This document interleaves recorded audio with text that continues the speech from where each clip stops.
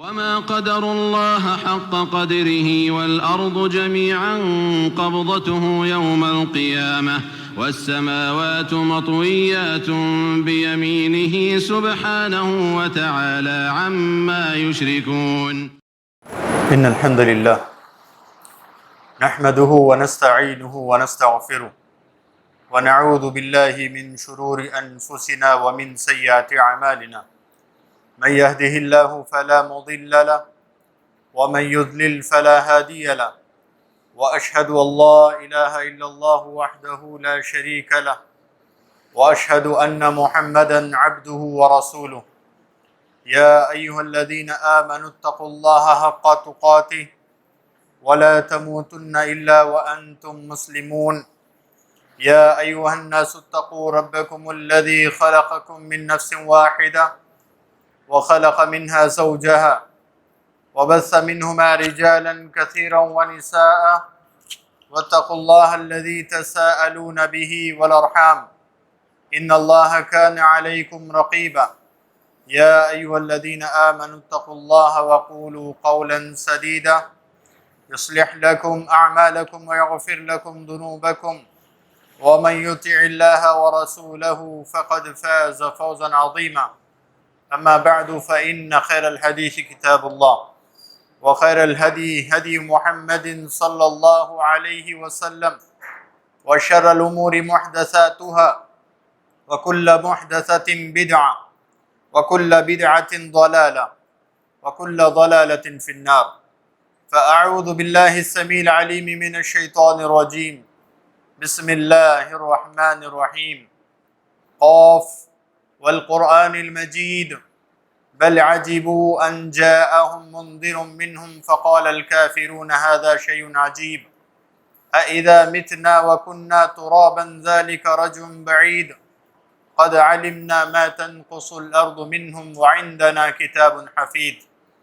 وقال تبارك وتعالى يوم نقول لجهنم هل امتلأت وتقول هل من مزيد وأزلفت الجنة للمتقين غير بعيد هذا ما توعدون لكل أواب حفيظ من خشي الرحمن بالغيب وجاء بقلب منيب ادخلوها بسلام ذلك يوم الخلود لهم ما يشاءون فيها ولدينا مزيد. وقال الله عز وجل وما قدر الله حق قدره. محترم حاضرین جمعہ، عزیز نوجوان اسلامی بھائیوں، پیارے بچوں، تمام تعریفیں، کبریائی، بڑائی، ہر قسم کی اچھی اور سچی حمد و ثنا اللہ رب العالمین کے لیے لائق و زیبا ہے، جو ساری کائنات کا اکیلا خالق و مالک ہے۔ اللہ رب العالمین کی اس مختصر سی حمد و ثنا کے بعد بے شمار درود و سلام ہو تمام انبیاء اور رسولوں پر، خاص طور سے میرے اور آپ کے آخری نبی محمد رسول اللہ صلی اللہ علیہ وسلم پر، آپ کے آل و اصحاب پر، صحابہ، تابعین، طبع تابعین، قیامت تک آنے والے نیک اور صالحین پر اللہ کی رحمتیں اور اس کی برکتوں کا نزول ہو۔ اللہ تعالیٰ سے دعا ہے کہ ہمیں بھی اللہ اپنے نیک اور صالح بندوں میں شامل فرمائیں۔ صلی اللہ علیہ وعلی آلہ ومن تبعہم بإحسان الی یوم الدین، اما بعد۔ محترم حاضرین جمعہ، آج کا خطبہ جمعہ اللہ کے ساتھ آداب کے تقاضے کے موضوع پر ہے۔ اللہ کے ساتھ آداب کے تقاضے کیا ہیں؟ آداب کے سلسلے میں ہم انسان ایک دوسرے کے ادب و احترام میں، ایک دوسرے کے ادب کے لیے ہم عزت دار اور اچھے الفاظ سے ایک دوسرے کے ادب کا خیال کرتے ہوئے ایک دوسرے سے مخاطب ہوتے ہیں۔ بسا اوقات ایک دوسرے کے ادب میں ہم اچھے سے اچھا لباس پہنتے ہیں، ایک دوسرے کے ادب میں دعوتوں کا اہتمام کرتے ہیں، ایک دوسرے کا ادب کرتے ہوئے اس کو ناراض نہ کرنے والی باتیں اپنی زبان سے نکالنے سے احتیاط کرتے ہیں۔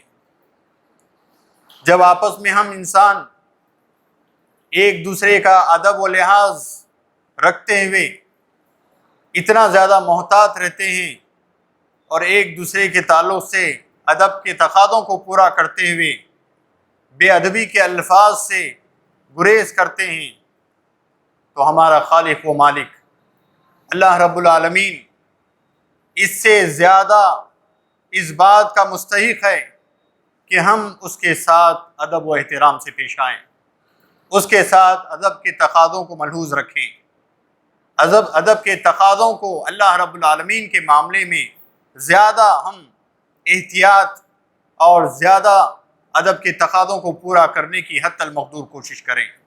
اس بات کا اللہ رب العالمین زیادہ مستحق ہے۔ ادب کے تقاضوں میں 3 بنیادی اصول ہیں۔ پہلا اصول یہ کہ ہم اللہ رب العالمین کی باتوں کی تصدیق کریں۔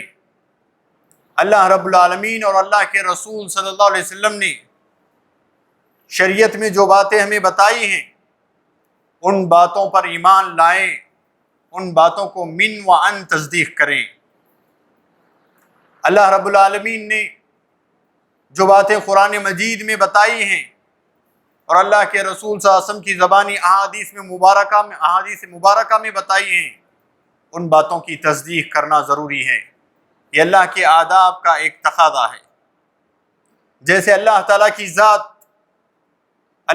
کی ذات بے مثال ہے، اس کے جیسا کوئی نہیں، لیس کمثلہ شیء، اس کے باوجود وہ سنتا ہے اور دیکھتا ہے، وہو السمیع البصیر۔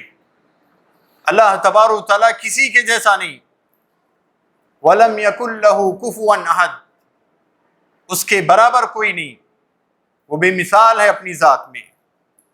اللہ تبارک و تعالیٰ کی ذات، اس پر ایمان لانا، اس کی تصدیق کرنا ہمارے لیے سب سے ضروری ہے۔ اس کے علاوہ اللہ تبارک و تعالیٰ کے بھیجے ہوئے فرشتے، اللہ تعالیٰ کی مخلوق ملائکہ جو اللہ کے نور سے بنائی گئی ہیں، ان کو ماننا، ان پر ایمان رکھنا، اور اللہ تعالیٰ کی نازل کی ہوئی کتابوں پر ایمان رکھنا، اور جتنی قومیں گزری ہیں ان کی تصدیق کرنا۔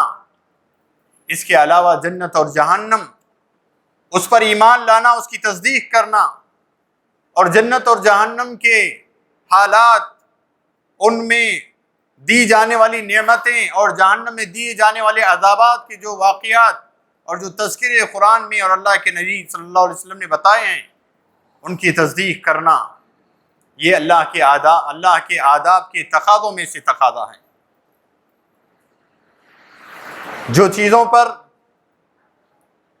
ہمیں ایمان رکھنا ہے ان میں وہ چیزیں بھی ہیں جو ہمارے سامنے نظر آتی ہیں، جو ہم دیکھتے ہیں، اور وہ چیزیں بھی ہیں جو ہمیں بتائی گئی ہیں لیکن ہمیں اس کے تعلق سے، اس کی کیفیت، اس کے حالات کے تعلق سے معلوم نہیں ہے۔ غیب کی باتیں جو اللہ تعالیٰ نے بتائی ہیں اور اللہ کے نبی صلی اللہ علیہ وسلم نے بتائی ہیں، ان پر بھی ایمان لانا ہمارے لیے ضروری ہے، ان کی بھی تصدیق کرنا ہمارے لیے ضروری ہے۔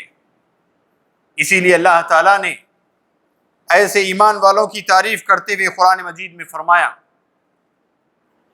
الف لام میم ذالک الکتاب لا ریب فیہ ھدی للمتقین الذین یؤمنون بالغیب ویقیمون الصلاۃ۔ اللہ تعالیٰ نے ایسے متقین، ایسے ایمان والے بندوں کی تعریف کی کہ جو اللہ تعالیٰ کو بن دیکھے اور غیب کی باتوں پر ایمان رکھتے ہیں۔ تو ہمارے لیے ضروری ہے کہ ہم غیب کی باتوں کی بھی تصدیق کریں، غیب کی باتوں پر بھی ایمان لائیں۔ اور اس کے علاوہ اللہ تعالیٰ کے آداب کے تقاضوں میں دوسرا تقاضا یہ ہے کہ اللہ کے احکام پر عمل کریں۔ اللہ تعالیٰ نے قرآن مجید میں اور اللہ کے نبی صلی اللہ علیہ وسلم کی زبانی جو احکام ہم تک پہنچائے ہیں، ان احکام کو ماننا، ان کی تصدیق کرنا، ان پہ عمل کرنا اللہ کے آداب کے تقاضوں میں سے ایک تقاضا ہے۔ اللہ اور اس کے رسول کی اطاعت اور اللہ اور اس کے رسول کی فرما برداری، یہ اللہ کے آداب کے تقاضوں میں سے ایک تقاضا ہے، اور حسن ادب یہ ہے، حسن ادب اور اللہ تعالیٰ کی تعظیم یہ ہے کہ اللہ تعالیٰ نے جس بات کا ہمیں حکم دیا اور اللہ کے رسول صلی اللہ علیہ وسلم نے ہمیں جس بات کا حکم دیا ہم اس کو مانیں، اس کی تصدیق کریں، اور بلا چو و چرا، بلا کسی شک و تردد کے اس پہ عمل کرنا ہمارے لیے ضروری ہے۔ یہی وجہ ہے صحابہ جن کی تعریف کرتے ہوئے اللہ تعالیٰ نے قرآن مجید میں ان کی تعریف میں آیت نازل فرمائی، جب اللہ اور اس کے رسول کا حکم ان کے سامنے آ جاتا تو وہ لوگ اللہ کے آداب کے تقاضوں کو پورا کرتے ہوئے اللہ کے حکم پہ عمل کرنے میں ذرہ برابر دیری نہیں کرتے، من و ان اللہ کے اور اللہ کے رسول صلی اللہ علیہ وسلم کے حکم پہ عمل کرنے میں فوری طور پہ آگے بڑھتے۔ اللہ تبارک و تعالیٰ نے فرمایا انما كان قول المؤمنین اذا دعوا الى اللہ ورسولہ لیحکم بینہم ان یقولوا سمعنا واطعنا واولئک هم المفلحون۔ بے شک مومنوں کی بات، مومنوں کا قول جب انہیں اللہ اور اس کے رسول کی طرف بلایا جاتا ہے اور اللہ کے رسول ان کے حق میں کوئی فیصلہ کرتے ہیں تو ان کا معاملہ کیا ہوتا ہے؟ وہ کہتے ہیں سمعنا واطعنا، ہم نے اللہ اور اس کے رسول کی بات سنی، واطعنا، اور ہم اطاعت گزار ہیں، ہم اس کی فرما برداری کرنے والے ہیں۔ اور اللہ تعالیٰ فرماتے ہیں اولئک هم المفلحون، یہی وہ لوگ ہیں جو کامیاب ہونے والے ہیں، یہی وہ لوگ ہیں جو کامیاب ہونے والے ہیں۔ اللہ اور اس کے رسول کی بات آنے کے بعد اس پہ عمل کرنا، بلا کسی تردد کے، بلا کسی ہچکچاہٹ کے اس بات کو قبول کرنا، اس کی تصدیق کرنا، اس پہ عمل کرنا، یہی اللہ تعالیٰ کی تعظیم ہے اور اللہ کے آداب کے تقاضوں کو پورا کرنا ہے۔ اور اس کے علاوہ اللہ تبارک و تعالیٰ نے فرمایا وَمَا كَانَ لِمُؤْمِنٍ وَلَا مُؤْمِنَةٍ إِذَا قَضَى اللَّهُ وَرَسُولُهُ أَمْرًا أَن يَكُونَ لَهُمُ الْخِيَرَةُ مِنْ أَمْرِهِمْ وَمَنْ يَعْصِ اللَّهَ وَرَسُولَهُ فَقَدْ ضَلَّ ضَلَالًا بَعِيدًا فَقَدْ ضَلَّ ضَلَالًا مُبِينًا۔ اللہ تعالیٰ نے فرمایا کسی مومن مرد کے لیے اور نہ ہی کسی مومن عورت کے لیے یہ زیب دیتا ہے کہ اللہ اور اس کے رسول کے فیصلے کے آنے کے بعد کسی اور چیز کا وہ انتظار کرے۔ ان کے لیے یہ زیب نہیں دیتا، بالکل ان کے لیے جائز نہیں۔ جب اللہ اور اس کے رسول کا فیصلہ ہو گیا تو ان کے لیے یہی آخری بات ہے۔ اور پھر آگے اللہ تعالیٰ نے فرمایا وَمَن يَعْصِ اللَّهَ وَرَسُولَهُ، کہ جو اللہ اور اس کے رسول کی نافرمانی کرتے ہیں، جو اللہ اور اس کے رسول کی نافرمانی کرتے ہیں، فَقَدْ ضَلَّ ضَلَالًا مُبِينًا، ایسے ہی لوگ کھلی گمراہی میں ہیں، ایسے ہی لوگ کھلی گمراہی میں ہیں کہ جو لوگ اللہ اور اس کے رسول کے حکم کے آنے کے بعد، اس کے فیصلے کے بعد اپنی منمانی طریقے سے اپنا گزارا کرتے ہیں، اپنی منمانی طریقے سے اپنی زندگی گزارتے ہیں، تو ایسے لوگوں کے لیے کھلی گمراہی کے علاوہ کوئی چیز حاصل نہیں ہوگی۔ ایک واقعہ، حضرت عمر رضی اللہ عنہ کے پاس ایک شخص آتا ہے جو ایمان کا دعویٰ کرتا تھا، اس کا ایک یہودی کے ساتھ کسی معاملے میں جھگڑا ہوا، اس نے اپنا فیصلہ اللہ کے رسول صلی اللہ علیہ وسلم کے پاس لے گیا اور اللہ کے رسول صلی اللہ علیہ وسلم نے دونوں کے فیصلے دونوں کی بات سننے کے بعد اس یہودی کے حق میں فیصلہ کیا، کیونکہ وہ حق پہ تھا۔ لیکن یہ ایمان کا دعویٰ کرنے والا شخص جو مومن اپنے آپ کو کہنے کا دعویٰ کرتا تھا، جو مسلمان اپنے آپ کو کہتا تھا، رسول اللہ صلی اللہ علیہ وسلم کے فیصلے کے بعد اس پر راضی نہیں ہوا، اس یہودی کو لے کر حضرت عمر رضی اللہ عنہ کے پاس آیا اور آ کر کہنے لگا کہ اے عمر، کہ یہ یہودی ہے اور میں مسلمان ہوں، میرا اس کے ساتھ اس معاملے میں جھگڑا ہو رہا ہے اور میں یہ چیز کا حقدار ہوں۔ اس کے بعد اس یہودی نے کہا کہ یہ فیصلہ لے کر ہم اللہ کے رسول صلی اللہ علیہ وسلم کے پاس گئے تھے، محمد صلی اللہ علیہ وسلم کے پاس گئے تھے، اور محمد صلی اللہ علیہ وسلم نے اس فیصلے کو میرے حق میں کیا ہے۔ حضرت عمر رضی اللہ عنہ اتنی بات سننا تھا کہتے ہیں یہیں ٹھہرے رہو. اندر گئے اور تلوار لائی، اور اس اپنے آپ کو مسلمان کا دعویٰ کرنے والا جو شخص تھا، جو ناحق پر تھا، اللہ کے رسول نے فیصلہ کرنے کے بعد اللہ کے رسول صلی اللہ علیہ وسلم کے فیصلے سے راضی نہیں تھا، ایسی صورت میں حضرت عمر رضی اللہ عنہ نے اس کا سر قلم کر دیا، اس کو قتل کر دیا.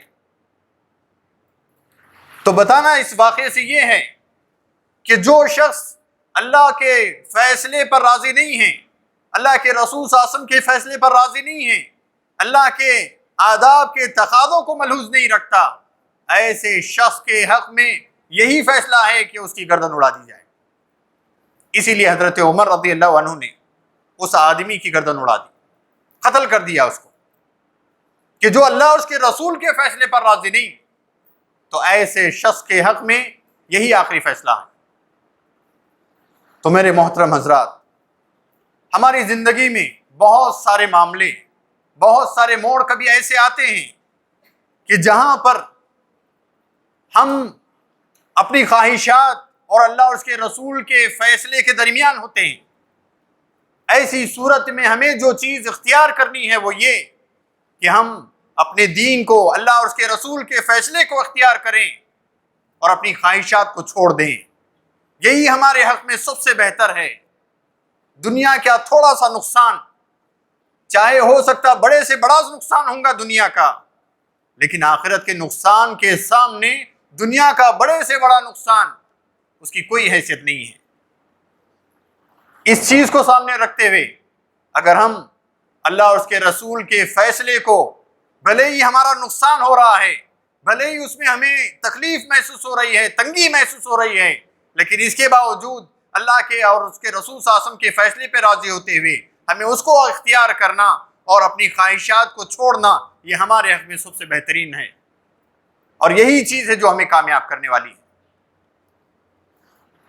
اس کے علاوہ اللہ تبارک و تعالیٰ کے آداب کے تقاضوں میں سے ایک تقاضا یہ ہے کہ اللہ تعالیٰ کی تقدیر پر ہمیں راضی ہونا ہے. اللہ تعالیٰ نے جو تقدیر ہماری رکھی ہے اس پر ہمیں راضی ہونا ہے.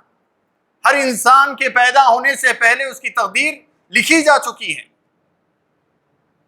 لکھی جا چکی ہے اس کی تقدیر. اب اس کی تقدیر میں جو بھی معاملہ آئے، جو بھی فیصلہ ہو اللہ تعالیٰ کا، اس پر اس کو راضی ہونا چاہیے. ایسا نہیں کہ خوشی میں وہ اللہ تعالیٰ کو یاد کرنے والا بنے، جیسا کہ اللہ نے سورہ فجر میں فرمایا فَأَمَّا الْإِنسَانُ إِذَا مَا ابْتَلَاهُ رَبُّهُ فَأَكْرَمَهُ وَنَعَمَهُ، کہ جب اللہ تبارک و تعالیٰ بندے کو انعامات سے نوازتا ہے، آزماتا ہے، تو وہ کہتا ہے کہ اللہ نے میری عزت کی. وَأَمَّا إِذَا مَا ابْتَلَاهُ فَقَدَرَ عَلَيْهِ رِزْقَهُ، اور جب اللہ تبارک و تعالیٰ آزمائش کے طور پر اس کی روزی روٹی، اس کی زندگی تنگ کر دیتا ہے، تو کہتا ہے کہ میرے رب نے مجھے ذلیل کیا. یہ مومن کا معاملہ نہیں ہے. صحیح معنی میں مومن وہ ہے جو ہر حال میں اللہ کے فیصلے پر راضی ہو، اللہ کے فیصلے پر راضی ہو، اپنی تقدیر میں جو بھی آئے اس کو قبول کرے، اس سے راضی ہو. یہ اللہ کے آداب کے تقاضوں میں سے ایک تقاضا ہے. چاہے تقدیر میں اچھائی آئے تب بھی اللہ تبارک و تعالیٰ سے اس نعمت پر شکر گزاری ہونی چاہیے، اور اگر کوئی آزمائش آئے اس پر صبر کرتے ہوئے اللہ تبارک و تعالیٰ سے دعا کرنا چاہیے. تقدیر میں اللہ تعالیٰ نے خیر اور شر دونوں چیزیں رکھ دی ہیں، اور یہ انسان کی زندگی کا لازمی حصہ ہے خیر اور شر اس کو نصیب ہونا.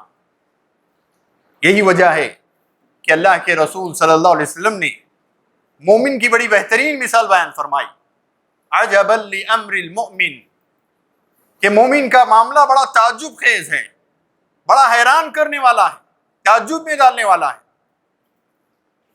ان اصابته سراء شکر، جب اس کو اللہ تعالیٰ کی جانب سے کوئی انعامات نصیب ہوتے ہیں، اسے خوشی نصیب ہوتی ہے، تو وہ اللہ تعالیٰ کی شکر گزاری میں مزید اور بڑھتا ہے، شکر گزاری کا جذبہ اور زیادہ اس کا بڑھتا ہے، اللہ کے انعامات پر شکر گزار وہ بنتا ہے. ایسا نہیں کہ اللہ تعالیٰ نے مال و دولت سے نوازا، اتراتے ہوئے تکبر میں اللہ تعالیٰ کو بھول جائے، نمازیں چھوڑ دے، اللہ تعالیٰ کے فرائض سے غفلت برتے، یہ معاملہ مومن کا نہیں ہوتا، بلکہ اللہ تعالیٰ جب اس کو اپنی نعمتوں سے نوازتا ہے شکر تو وہ شکر گزار بنتا ہے۔ وَإِنْ أَصَابَتْهُ ضَرَّاءُ صَبَرَ فَكَانَ خَيْرَ اللَّهِ، اور جب اس کو آزمائش آتی ہے، مصیبت آتی ہے، تکلیف میں وہ پھنستا ہے، مشکلات سے وہ گھر جاتا ہے، ایسی صورت میں وہ صبر کرتا ہے اور اللہ تبارک و تعالیٰ سے دعائیں کرتا ہے کہ اللہ تعالیٰ اس کے گناہ کو معاف کرے، اس کی اس آزمائش میں اس کی مدد فرمائے، اس کی اس آزمائش کو دور کرے۔ صبر کرتا ہے اور اللہ سے دعائیں کرتا ہے تو اس میں بھی اس کے لیے بھلائی ہے۔ نعمتوں کی شکر گزاری کرتا ہے تب بھی بھلائی، مصیبتوں اور آزمائشوں میں صبر کرتا ہے تب بھی اس کے حق میں بھلائی ہے۔ تو صحیح معنی میں مومن یہ ہے کہ اپنی تقدیر میں چاہے جو بھی فیصلہ اس کے حق میں آئے اس پر راضی و رضا ہو، اور تقدیر کے فیصلے پر راضی ہوتے ہوئے اللہ تبارک و تعالیٰ سے اپنے تعلق کو مضبوط کرے۔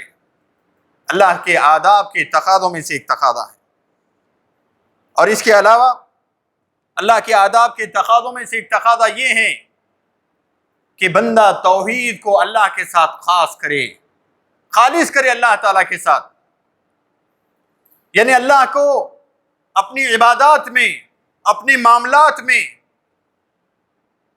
اللہ کو صرف ایک جانے، اس بات کا یقین اور ایمان رکھے کہ اللہ تبارک و تعالیٰ کے علاوہ کوئی نہیں ہے، اللہ ایک ہے، اس کا کوئی شریک نہیں ہے۔ لیس کمثلہ شیء قل هو اللہ احد اللہ الصمد لم یلد ولم یولد ولم یکن له کفوا احد۔ اللہ ایک ہے، نہ اس کے ماں باپ ہیں، نہ اس کے بیوی بچے ہیں، نہ اس کا کوئی شریک ہے، اس کے جیسا کوئی نہیں ہے۔ اللہ تعالیٰ کو ایک ماننا، اپنی عبادات اس کے لیے خاص کرنا، اپنے ہر عمل کو اللہ کے لیے خاص کرنا، یہ ضروری ہے۔ بندہ اگر اللہ تعالیٰ کے ساتھ کسی کو شریک ٹھہراتا ہے گویا کہ وہ اللہ تعالیٰ کی شان میں بے ادبی کر رہا ہے، اللہ کی ذات میں، اللہ کی شان میں گستاخی کر رہا ہے۔ جب ہم آپس میں انسان اگر کسی ایک انسان کی بے ادبی میں کوئی الفاظ ہماری زبان سے نکل جاتے ہیں تو سامنے والا ناراض ہو جاتا ہے، بسا اوقات تو میں پر آ جاتا ہے، اور اس سے اگر ایک قدم بڑھ جائے تو ہاتھا پائی پر آتا ہے۔ بھلا سوچ کر دیکھیں اللہ تبارک و تعالیٰ کے ساتھ ہم کیسے بے ادبی کر سکتے ہیں۔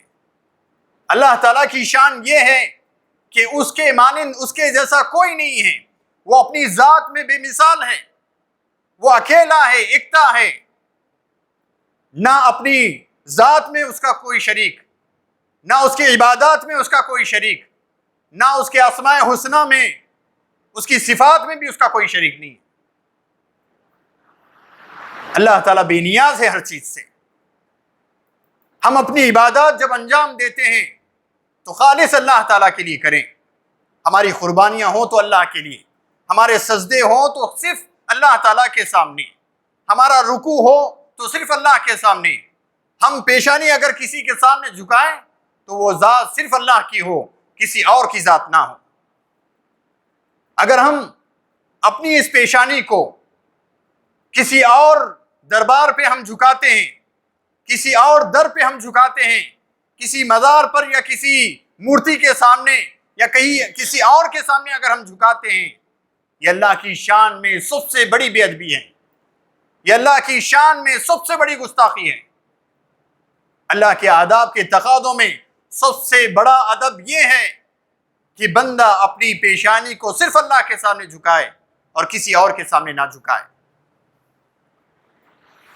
اگر بندہ اپنی پیشانی کو اللہ کے سامنے جھکانے کے بجائے کسی اور کے سامنے بھی جھکاتا ہے، جو سجدے اللہ کے لیے کرنے چاہیے وہ سجدے کسی اور جگہ بھی کرتا ہے، جو منت مرادیں اللہ سے کرنی چاہیے وہ منت مرادیں کسی اور سے بھی لگاتا ہے، جو قربانیاں، جو نظر و نیاز اللہ کے لیے کرنی چاہیے، جانوروں کو ذبح صرف اللہ کے نام پہ کرنا چاہیے وہ کسی اور کے نام پہ کرتا ہے، تو یہ اللہ کے آداب کی تقاضوں کو گویا کہ وہ پامال کر رہا ہے، اللہ کی شان میں، اس کی ذات میں بے ادبی کر رہا ہے۔ اور اس سے بڑی بدبختی کیا ہوگی انسان کے لیے کہ وہ اللہ تعالیٰ کے ساتھ کسی کو شریک کرے، جبکہ اللہ تعالیٰ نے فرمایا ان الشرک لظلم عظیم، کہ شرک سب سے بڑا گناہ ہے، سب سے بڑا گناہ۔ اللہ کی شان میں سب سے بڑی بے ادبی یہ ہے کہ ہم اللہ کی ذات میں کسی کو شریک ٹھہرائیں۔ میرے محترم حضرات، اللہ کے آداب کے تقاضوں کو پورا کرنا، اس کا خیال کرنا ہم تمام کی ذمہ داری ہے۔ یہی وجہ ہے کہ اللہ تبارک و تعالیٰ نے قرآن مجید میں فرمایا وَمَا قَدَرُ اللَّهَ حَقَّ قَدْرِهِ، کہ انہوں نے اللہ کی ویسے قدر نہیں کی جیسے اللہ کی قدر کرنی چاہیے تھی۔ اللہ کی ہمیں ویسی قدر کرنا ہے جس قدر کا وہ شایان شان ہے، جو اس کے لائق ہے، جو اس کے شان کے مطابق ہے۔ اس کے لیے ہمیں سب سے ضروری چیز یہ ہے کہ ہم شرک جیسے گنونے بے ادبی کے عمل سے، گنونے جرم سے، اس سب سے بڑے گناہ سے اپنے آپ کو بچائیں۔ اور شرک میں صرف یہ شرک نہیں ہے کہ آپ کسی قبر کے پاس جا کے جھکیں، کسی اور کے سامنے جھکیں۔ شرک میں یہ بھی شرک ہے کہ آپ کوئی عمل کر رہے ہیں، اس عمل کو کرتے ہوئے آپ کے دل میں یہ خیال آئے کہ لوگ دیکھ کر میری تعریف کریں، لوگوں کے اندر میری واہواہی ہو، لوگوں کے اندر میں مشہور ہو جاؤں۔ یہ بھی شرک ہے، اس کو شرک خفی اللہ کے رسول صلی اللہ علیہ وسلم نے بتایا، اور اس کے بارے میں فرمایا کہ یہ شرک خفی کہ چونٹی جو چلتی ہے، اس کے چلنے کی جو آہٹ ہے جو کسی کو محسوس نہیں ہو سکتی، اس کے مانند یہ شرک خفی ایمان والوں میں داخل ہوتا ہے۔ اس سے پناہ مانگی گئی ہے، اس سے بچنے کی تاکید کی گئی ہے۔ انسان شرک جلی سے تو بچ جاتا ہے۔ شرک جلی کہتے ہیں کسی مزار پہ جا کے جھکنا، کسی کو بڑا بزرگ مان کے اس کے پیر پڑنا، کسی کے قبر پہ جا کے اس سے منت مرادیں مانگنا، یہ کھلا شرک ہے۔ یہ کھلا شرک ہے جس کو حضرت نوح علیہ السلام سے لے کر محمد صلی اللہ علیہ وسلم تک سارے انبیاء نے بتایا۔ نوح علیہ السلام کی قوم کے لوگ یہی شرک تو کہ انہوں نے شروع کیا۔ شیطان نے ان کے ذہنوں میں ڈالا کہ تمہارے جو نیک لوگ مر چکے ہیں، فوت ہو گئے ہیں، جو بڑے نیک تھے، ولی اللہ تھے، ان کو یاد رکھنے کا بہترین طریقہ یہ ہے کہ تم ان کی مزاریں بنا لو۔ شیطان نے ان کے ذہنوں میں ڈالا اور انہوں نے اپنے بزرگوں کو یاد کرنے کے لیے اس طرح انہوں نے بنا لیا، اور آگے چل کے شیطان نے ان کی نسلوں میں شرک کو اس راستے سے پھیلا دیا۔ یہی شرک تو ہے جو آج ہمارے معاشرے میں پایا جاتا ہے، اور یہ اللہ کی سب سے بڑی بے ادبی ہے۔ اس سے بچنے کی ہم تمام کو ضرورت ہے۔ اور ہاں دوسرا شرک خفی ہے جو بڑے آہستے سے ایمان والے کے دل میں داخل ہوتا ہے، وہ یہ کہ ایمان والا عمل کر رہا ہوتا ہے، لیکن شیطان اس کے دل میں یہ خیال پیدا کرتا ہے کہ فلاں فلاں کی نظر تیرے اوپر ہے، جو تو عمل کر رہا ہے فلاں فلاں تجھے دیکھ رہا ہے، تو فوراً اس کے ذہن میں خیال آتا ہے کہ لوگ مجھے یہ اچھا کام کرتے ہوئے دیکھ کر میری تعریف کریں، میری واہواہی ہو، میں بڑا حاتم طائی کہلاؤں، میں بڑا سخی کہلاؤں۔ یہ جو خیال، یہ جو ریاکاری کا عمل جو دل میں پیدا ہوتا ہے، یہی شرک خفی ہے۔ اس سے بھی بچنے کی ضرورت ہے۔ تو غرض میرے محترم حضرات، ہمیں ضرورت اس بات کی ہے کہ ہم اللہ تعالیٰ کی قدر کریں، اللہ کے آداب کے تقاضوں کو پورا کریں۔ اللہ کے آداب کے تقاضوں میں جیسا کہ میں نے ذکر کیا کہ ہم اپنی عبادات کو اللہ کے لیے خاص کریں۔ اللہ نے ہمارے حق میں جو تقدیر کا فیصلہ کر دیا ہے، ہمارے حق میں جو بھی فیصلہ ہو، چاہے ہمیں خوشی ملے اس پر بھی راضی ہوں، اگر ہمیں تکلیف پہنچے اس پر بھی راضی ہوں، یہ اللہ کے آداب کے تقاضوں میں سے ایک تقاضا ہے۔ اور اللہ تبارک و تعالیٰ کی جتنی بھی غیب کی باتیں اللہ نے اور اللہ کے رسول صلی اللہ علیہ وسلم نے بتائی ہیں، ان پر ایمان ہونا یہ بھی اللہ کے آداب کے تقاضوں میں سے ایک تقاضا ہے۔ اور نمازوں کی پابندی، اللہ کے فرائض کی پابندی، یہ بھی اللہ کے آداب کے تقاضوں میں سے ایک تقاضے ہیں۔ لہذا ان کا خیال رکھنا، ان تقاضوں کو پورا کرنا ہم تمام کی ذمہ داری ہے۔ اللہ تعالیٰ سے دعا ہے کہ اللہ تعالیٰ ہم تمام کو اللہ کے آداب کے تقاضوں کو پورا کرنے کی توفیق عطا فرمائے۔ اللہ تعالیٰ ہم تمام کو اللہ تعالیٰ کی قدر کرنے والا بنائے۔ اللہ تعالیٰ ہم تمام کو اللہ تعالیٰ کو جاننے، اللہ کو پہچاننے کے ساتھ ساتھ اللہ تعالیٰ کی ذات اور اس کی صفات، اس کے تمام عبادات میں اللہ کو خالص، اللہ کے ساتھ ہم مخلص بننے کی اللہ تعالیٰ ہمیں توفیق عطا فرما۔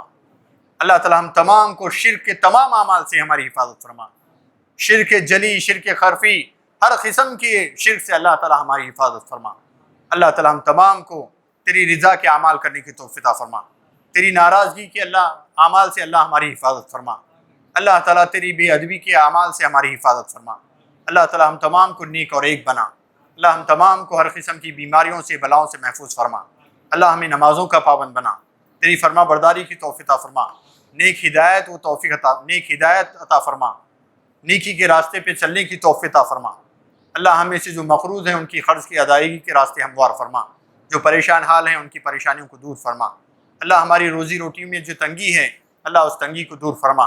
اللہ ہماری روزی روٹی کے ذرائع ہموار فرما، حلال روزی کے راستے ہم پر کھول دے۔ اللہ تعالیٰ حلال روزی کی تلاش کے لیے ہمیں محنت اور جد و جہد کرنے کی توفیق عطا فرما۔ حرام روزی سے اللہ ہماری حفاظت فرما۔ اللہ تعالیٰ ہم تمام کو گناہ کے اعمال سے بچا لے، ہر قسم کی بیماریوں اور بلاؤں سے بچا لے، ہر قسم کی فتنوں سے بچا لے، دجال کی فتنے سے اللہ ہم تمام کی حفاظت فرما، ہماری نسلوں کی حفاظت فرما، شرک سے اللہ ہماری حفاظت فرما، ہماری نسلوں کی حفاظت فرما۔ اللہ تعالیٰ ہم تمام کو نیک توفیق عطا فرما۔ اقول قولی ھذا استغفر اللہ لی ولکم ولسائر المسلمین من کل ذنب فاستغفروہ انہ الغفور الرحیم۔